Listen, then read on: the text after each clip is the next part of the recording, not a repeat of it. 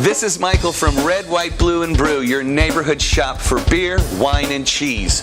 We love TV 18 and life around the lake. Hi, I'm Melissa. Darlene. We're from Low Hair Studio. I love TV 18. And we love life around the lake.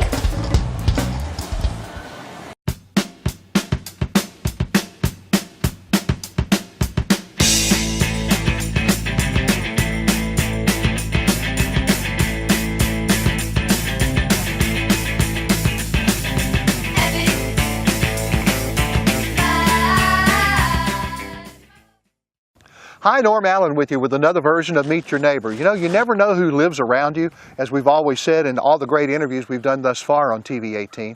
But today is a very special day because we're visiting a place that's about remembrance.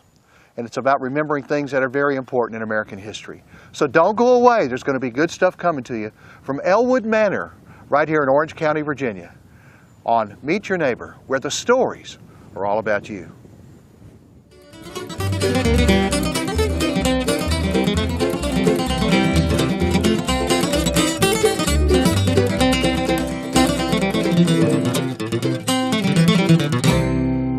We're meeting new neighbors today, as I said, right here at Ellwood Manor, and the neighbor we're going to talk to about Ellwood Manor and a lot of other things, I have a feeling, is Mr. Mark Leach. He's the president of the Friends of Wilderness Battlefield. You got it right. I got it right? You got it right. First time. That's very rare. Nice to meet you. Well, it's great to be here. I've driven by here so many times and heard stories, but I've never gotten the real story, and today is going to be one of those days for the real story. Well, your timing was perfect because the weather's beautiful, and we're open for a couple of days here in December, and it's a beautiful day to visit. It's a beautiful day if you like 28 degrees outside. Hey, I was born in northern Wisconsin. This is July weather. Oh, this is nothing. For me.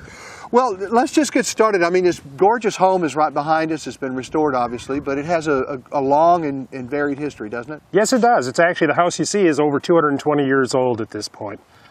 Built back in the late 1780s into the 1790s by a man named William Jones. And we know for a fact it was here in 1799 because, believe it or not, the Park Service has a copy of a fire insurance policy that has a sketch of the house and all the dependency buildings that were around it. So it's seen a lot of history. Only two families have ever owned Elwood.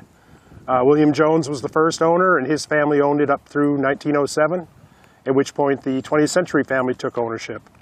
National Park actually purchased it in 1971, and it was first opened to the public in 1998. What was the original size of the house and size of the estate here? The original footprint of the house, I do not know the measurements offhand. It's a huge house for the period. Big two-story wood frame farmhouse. But there aren't any modern add-ons or anything right now? No. What you see is what was built originally. Oh. Believe it or not, there's a full basement underneath the house. Wow. Which was very unique for that time period. The original estate, if you will, or the plantation, was roughly 650 acres. William Jones noticed that he could make money by leasing out property, and over his lifetime of owning Elwood, he actually amassed up to 5,000 acres, which became the Ellwood Plantation. So the 5,000 acres is all adjoining to where we are now? Correct. Was this kind of in the center of the plantation? A little bit off-center, but basically. Okay, so all of the Lake of the Woods and all around us was all part of this? Lake of the Woods was, about half of that was part of his property. Majority of it went over into Spotsylvania County. The property you see across from us were the main planting fields. But almost 100% of the wilderness battlefield was on William Jones's Elwood property. What is our major crop that was grown in those days? That's a very often answered question, or asked question. Mostly the seed grains. We had corn and wheat and barley. Might have been some rye. There's some speculation they might have grown crops here for brewing beer. Hemp, or not hemp, but... hops? Hops, thank you. It was eluding me. But you notice behind you we have cornfields surrounding Elwood even today. It's all National Park Service property, and it's leased out to one of our local farmers. So we have a crop every year, and it always looks like a working farm no matter what. It still is a working farm, and we're very proud to be able to tell our visitors that for 220 years plus, we've always been a working farm. Now, the Civil War plays a big part of this, but this house had already been here 100 years by the time the Civil War got here almost. Absolutely. We actually had the Revolutionary War literally march through Elwood. Okay. Down this direction is the Wilderness Run. Little French general named Lafayette actually camped across from Elwood, and William Jones spotted him camping down there. Wasn't too impressed that Lafayette and his troops were trampling his fields, but he got to be buddies with him because when Lafayette returned to the United States on his grand U.S. tour a few years after the war, he actually stopped here in Elwood and had breakfast. Wow, he remained contacts. Well, Lafayette loved America, didn't he? He did. So in the Revolution, so they were the French troops. Which way were they going? Were they headed toward Yorktown toward the end of the war? No, they were heading away from Yorktown back towards Annapolis, and with the British in hot pursuit. So this was before the surrender at Yorktown. Then. Correct. Yes, they were marching back towards Annapolis. They eventually turned around and came back, but they went more towards Fredericksburg and not through this area. What makes this, I mean, there are a lot of battlefields in our area, Fredericksburg, Chancellorsville, I mean, there's several in our area. What makes Wilderness a unique one? Wilderness, we tell everybody, and the historians agree, this was the beginning of the end of the Civil War. Spring of 1864, Ulysses S. Grant had just been appointed the overall commander of all Union troops, and this was his first major battle. He actually didn't command the Battle of the Wilderness. General George Meade commanded the Union Army, but Grant didn't want to sit in an office in Washington, D.C., so he attached himself with Meade and his army, and they actually had their headquarters across from today's Route 20, which back in the day was called the Orange Turnpike. So did General Grant visit this home? The history books have it that he visited the house and had a meeting in the front yard with Major General Gouverneur K. Warren, who was actually occupying the house and using it as his headquarters. We don't know if he in fact stepped inside the house. We like to think he did. Yeah, as I mentioned, this was the beginning of the end of the Civil War because Ulysses S. Grant had taken over as overall commander. Grant had a very aggressive personality, and he made it quite clear that they were never turning back again.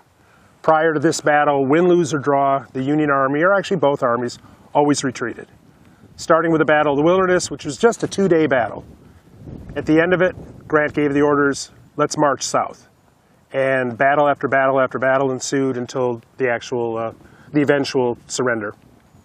And that's only for Appomattox, that's only, what, about 80 miles from here? Roughly. Mm-hmm. Yeah, so that was the furthest south that they were going then. Right. Grant also told Meade that wherever Lee goes, you shall follow. A lot of people think that Grant's intention was to destroy or capture Richmond. That actually wasn't the case. His intent was to find Robert E. Lee and his army and destroy them. How many troops were in this area? About 120,000, wow. 20 total. Over a 2-day battle, 30,000 casualties, which is just unbelievable to try to imagine that. And what is the proximity to where we are now here at the house? We're standing in the front of Elwood, and we're facing east. The actual battlefield, which is shaped like an upside-down U, is off in this direction. For the people that live locally, Route 20 is one leg of the U, Orange Plank Road is the second leg of the U, and then the Park Road, which is called Hill Ewell, is the top of the U. The first day of the battle occurred primarily at Saunders Field, which is right up here off of Route 20. During both days of the battle, fighting took place in between the two main roads. This center section of trees is where, unfortunately, they were set on fire by all the musket and cannon fire. At least 200, probably more, soldiers died from wounds and were consumed by the fires. Very nasty. And then the second day of the battle primarily took place along the Orange Plank Road. Robert E. Lee had his headquarters diagonally from where we are at the Widow Tapp Farm. A lot of history in those 2 days. In just 2 days, and how many casualties were there? 30,000. 30,000. And casualties are defined not just as killed in action, right, but also missing and captured. Right. So that's not a very good... Who was on the defense and the offense? Yes. Let's wave out for her. Well, it's an interesting story. Grant's intention was not to fight in the wilderness. They'd been here before. They were here during Chancellorsville. As you look around the Elwood property proper, it's pretty well cleared. It's a farm. But when you get out into the woods, you understand why it's called the wilderness. It's a second-generation forest, tall, small diameter trees, high canopies, and down at ground level are lots of thickets and thorns and poison ivy and lots of nasty stuff. So Grant's intention was not to stop here and fight. His intention was to bypass the wilderness, get down around the Chancellorsville ruined site or the Chancellorsville house, and then eventually make a right-hand turn and head south. Well, the armies traveled with long wagon trains. Right. There were approximately 5,000 wagons in the Union Army alone. they needed to stop as everybody's marching. So they had a planned nightly stopover in this area. Well, Robert E. Lee and his armies, they're both coming out of winter camp at this point. The Union's in Culpeper, basically. The Confederates are down near Orange and Gordonsville. So this is an early spring when this is going on? This is May of 1864. Okay. Nearly summer.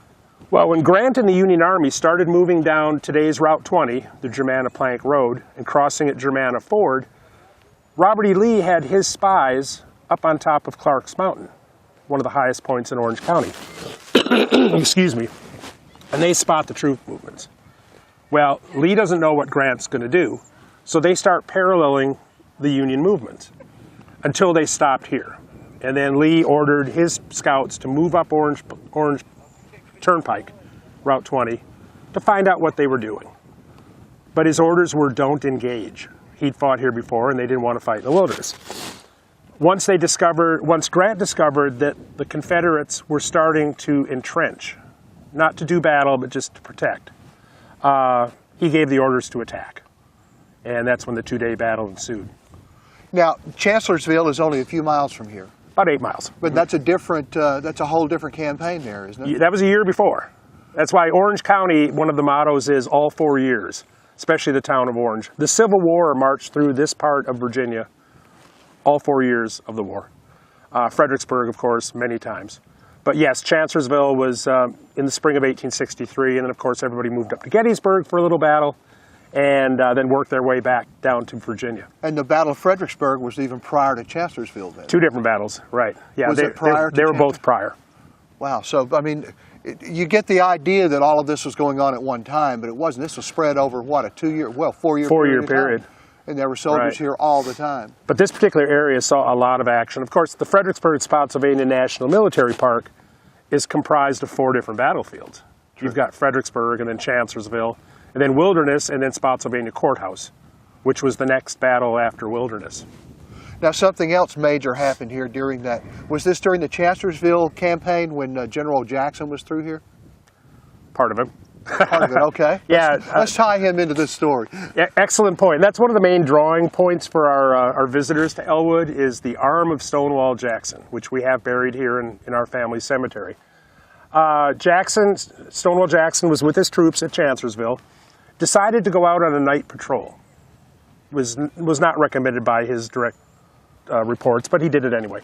Was accidentally shot by his own men. Some boys from North Carolina, which we tell everybody about. But was shot twice in the left arm, once in the upper arm, once in the forearm, and once in the right palm of his hand. And the bullet or the ball actually stuck inside, was embedded in his hand. They took him from roughly where the Chancellorsville Visitor Center is by stretcher, dropped him a couple of times on the way, to the Confederate Field Hospital site, which is up here just on Route 3 where the winery is now, the vineyards. Amputated his left arm. So the big question is, how did the arm end up being buried at Elwood? Or why was it buried at Elwood? Well, General Jackson's chaplain was a gentleman named Beverly Tucker Lacey. And he didn't think it was proper to have the general's arm literally thrown out with the trash. So he wrapped it up, probably in a blanket or a towel, rode over here, most likely on horseback, to his brother's farm and buried it in the family cemetery, where it lies today. And there it's been since. Now the big question is, has anybody ever dug it up? Has anybody ever messed with it, is usually the question we get. Yes, we know for a fact the Union, when they were here in May of 1864, had heard about the arm being buried here, dug it up, still fresh grave at this point, so they could identify it. They dug it up, they took a look at it, and they reburied it where they found it. Other than that, we have no documented record of anybody ever messing with it. But General Jackson didn't pass away here at Elwood, though. So no, he personally was never here then. Just his arm. Just his arm. No, actually, great question. He was transported by ambulance, if you can imagine in 1863 when an ambulance was, roughly 28 miles down to Guinea Station, which is southeast of. Now we're in the Elwood Family Cemetery, which is south of the building itself, the house. There's actually 15 family members buried here. Kind of interesting that there's no headstones, but that was kind of common in the time. And it's also the burial site of Stonewall Jackson's left arm, which was amputated after the Battle of Chancellorsville.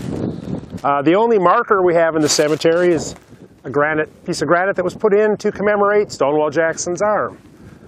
What's interesting about the marker is it was installed years after the war by James Powers Smith, who was with Jackson, was actually on his staff. So one can kind of presume he might have been here when they actually buried the arm. We don't know for certain, but my guess is he probably was. Big question is the marker placed directly where he knew the arm was located, or is it purposely placed where he didn't think it was located? Kind of an interesting fact, you'll notice on the top of the marker, it's been chiseled away. And if you look closely, there's like a white concrete epoxy here. That happened in 1921. The United States Marine Corps invaded Elwood. There were 4,200 Marines that marched down here from Quantico through the town of Fredericksburg and did maneuvers across from Elwood. They actually used the Wilderness Run as a mock beachhead. General Smedley Butler was in command of the East Coast Expeditionary Force at the time, and he brought a bronze plaque along with him. And they chiseled off the top of the marker and affixed that plaque, which basically commemorated Stonewall Jackson. Kind of an interesting story. We've seen some beautiful things on the outside with the grounds, even though it's wintertime, but we can certainly tell what goes on around Elwood, or what used to go on here. Right. And now that we're inside the house, let's get into this. This room is really intriguing, especially the wallpaper with all the diamonds. You like it? I'm not sure I'd have it in my living room, but I like it, yeah. Well, yeah, like I say, we're now on the inside of the Ellwood Manor. After almost $500,000 worth of interior restoration, when the Park Service took over the property back in 1977, it was literally falling apart. You could open the front doors, look through the walls, and see the fireplace in the farthest back room. Our Friends group, Friends of Wilderness Battlefield, was one of the principal fundraisers to raise money to do the restoration inside. That included putting in interpretive displays to tell people the history of Elwood and particularly the Civil War involvement of the property. Especially this room. This is what we call the Warren Room. And during non-war times, this was the parlor, or the living room, with a formal room in the house. During the two-day Battle of the Wilderness, General Gouverneur K. Warren, Major General, 2 stars, occupied this room and used it as his office. And we've staged this room with authentic Civil War furniture. So that's a Union General? Union General. Okay. Did the Confederates ever occupy this house as well? They did, almost just about a year prior. Okay. After the Battle of Chancellorsville in 1863, of course the armies moved up towards Gettysburg. The Confederate Army took over the house and used it as what is called a recovery or a convalescence hospital, where there were as many as 100 or more wounded Confederate soldiers recovering from their wounds here inside the house. Now, we're in the Warren Room now. Is this where Warrenton got its name, the town of Warrenton? I don't believe so. Okay. No. Major General Gouverneur K. That's a good question, though. Gouverneur K. Warren, lost my train of thought on that, I'm sorry. Well, considering there's quite a bit of furniture in this room, and it definitely looks old. Tell me a little bit about some of these chairs and some of the... Well, these are the famous camp chairs. Just about any Civil War photo you look at has these rather fragile-looking chairs, wood frames with a canvas seat. These are kind of fancy. They actually have a pattern on them. Of course, General Warren was a 2-star Major General in charge of 1/4 of the Union Army. So he had some rather nice things. On the table, this is actually where Warren would have sat in the evening when he came back and did his reports and such. We have maps. Of course, we have some reproduction maps throughout the house. This is where he would have dined and met with his staff. My favorite piece is right behind you, and that is a cot from the Civil War, which was issued to a 2-star general to sleep in. Doesn't look very comfortable, does it? Not really. But considering the alternatives, if you were lucky enough to sleep in the house, if you were one of the officers, you probably didn't have a bed, but your boss did. If you were a regular private or a regular soldier, you were probably outside sleeping underneath the trees. So there is some great privilege of rank, isn't there? Absolutely. But everything that Warren had to be traveled with had to be lightweight and portable. So you notice everything folded up. We have a table over in this corner that has some of his personal belongings, or what would have been his personal belongings. Hairbrushes, shaving cup, shaving mug with the old shaving brush. A lot of the kids don't know what that's all about. How much of the interior of the house is authentic from the beginning? Are the floors and the fireplaces? Almost all of the flooring is authentic. You can kind of tell by looking at it. It's all yellow pine. It's about 1 inch thick, 1.5 inches thick. The fireplaces, for the most part, are original. They've been closed off, if you will, and relined to some extent. But the mantles and all the woodwork around the fireplaces are original. And there's fireplaces in each of the... And this is from the original owner from 200 years ago? Yes. This is the original construction. Hard to keep this place warm, I bet, during the wintertime. Hard to keep it cool in the summer when they didn't have air conditioning, too. That's why you'll notice we have the tall windows and the very tall ceilings, which was common for southern construction of the time, because with the high ceilings, the heat would rise. That's one of the primary reasons the Confederate Army took over the house and used it as a hospital, because it sat up on top of a hill and it was well ventilated because of all the windows. Well, considering 220 years of service that this house has offered to families, probably countless families from one time to the other, and then before the National Park Service, it was just sitting here and now it's been renovated. What are some of the things that you're doing as an organization, the Friends of Wilderness Battlefield? What are you doing now to enhance that and educate and also preserve? We have an interesting partnership with the National Park Service. Our Friends group, which is a registered 501c3 nonprofit corporation, we're now about 22 years old in existence. We started off with the restoration project at Elwood. The Park Service says, you did a great job. How about your people doing some of the tours or the talks up at the house? And that's kind of grown over the years to now we basically operate the property on behalf of the National Park Service. We provide all the volunteer historical interpreters that during our seasonal operation of the house do all the tours inside the house as well as outside the house. We have a hiking trail that goes from here down across the Wilderness Run. We conduct walking tours of that. The grounds, Stonewall Jackson, the cemetery story. We also have a group of eager volunteers that comes out every Thursday, and we do all the landscaping work at Elwood. So we cut the grass, we trim the trees, we fill potholes in the driveway. Luckily, we don't shovel snow. But we're very proud of our organization because it's 100% volunteer. And we figure we put in the equivalent of about probably 10 to 12 full-time equivalent employees throughout the year. What kind of special events do you have throughout the calendar year? We have lots of living history events, and we're offering more and more each season.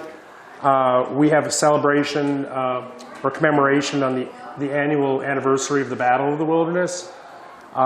We do a Mother's Day event here where some of our volunteers dress up in period attire, and they read letters from soldiers that were written back to their moms and their sweethearts. Today we happen to be at Elwood when we have our 2-day Victorian Christmas event in December. We actually have Santa Claus in his workshop back here visiting with the kids. A lot of living history events. Our biggest event in the fall is called Taming the Wilderness. It's the last Sunday in September. The whole yard is covered with craftspeople and artisans. The event has nothing to do with the Civil War, but it has everything to do with how people lived, worked, and survived in the wilderness back in the day. So it's all period stuff primarily? Pretty much. We've actually started to do some Revolutionary War events. I mentioned earlier in our discussions that Lafayette actually camped out across from Elwood and then ended up having breakfast here in the entryway of the house. So we commemorate that weekend when Lafayette camped on the Elwood property. Started off as just having cookies and crackers and punch to celebrate the breakfast event. Now it's kind of grown into an actual Revolutionary War history reenactor discussion type thing. Now, if you have an interest in what goes on here at Elwood and be a part of this organization, there's a way to do that too, isn't there? Absolutely. You can go on to our Friends of Wilderness Battlefield website, www.fowb.org. It's right here on the screen. And right here across my belly. That's right. But there's a link up there on Get Involved, and you can fill out a volunteer application. We also have a volunteer open house in the early springtime where we have invite people to come to Elwood and talk about volunteer opportunities. And it's not just giving tours or giving talks or cutting grass and filling potholes. We also have volunteers that do genealogical research for us, as well as work at welcome tents and act as ambassadors to FOWB and the park. How many visitors do you have every year? We run on average between 5,000 and 10,000 per season. I think last year we had about 7,500. And the Elwood property, the house itself, is only open seasonally. So we're open weekends and holidays in the spring and fall, and then we're open 7 days a week during the summertime months. So anytime you're in the area, this is the place to go. You want to take the whole tour of here at Wilderness and also Chancellorsville and Fredericksburg. You can do all of that in a week's time in a visit. And a lot of the locals have discovered Elwood is not just a beautiful and historical site to visit, it's actually just a beautiful park to spend time in. Even when the house is not open for tours, the property's open to the public, sunrise to sunset. You're welcome to bring your picnic lunch to the property. And you can bring your dog. Bring your dog as long as it's on a leash. And we get a lot of the locals that have discovered that this is just a great place to come and relax. You can kind of feel the presence here. It's really exciting. Thank you. We love Elwood. Well, I'm gaining a love for it myself. This is my first time to visit here, but it's a unique place to visit.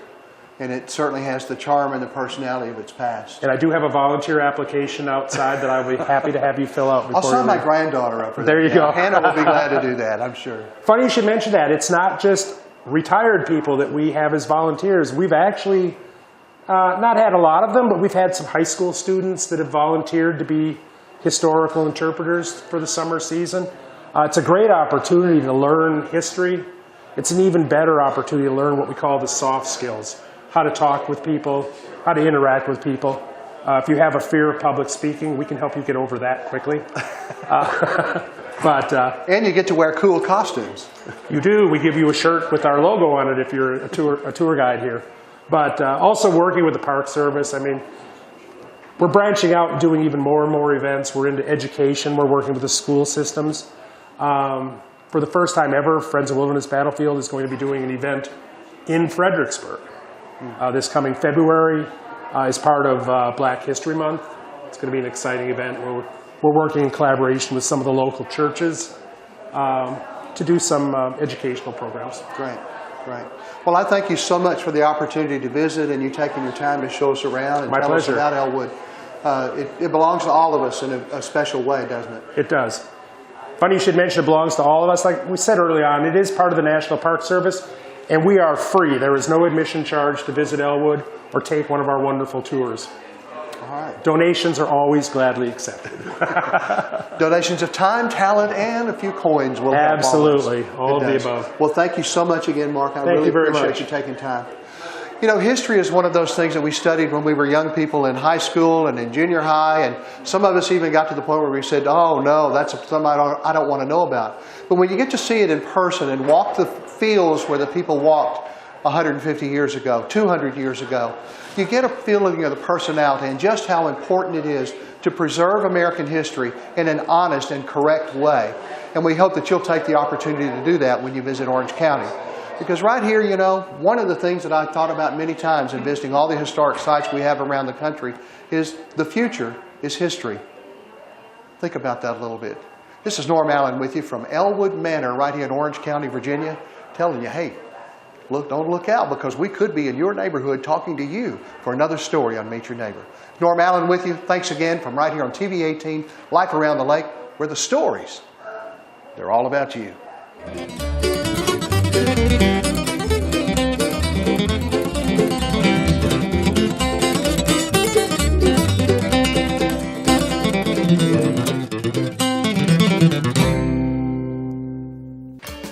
Hi, we're Diane and Keith Morris from Integrity Automotive. And we support TV 18 and love Life Around the Lake.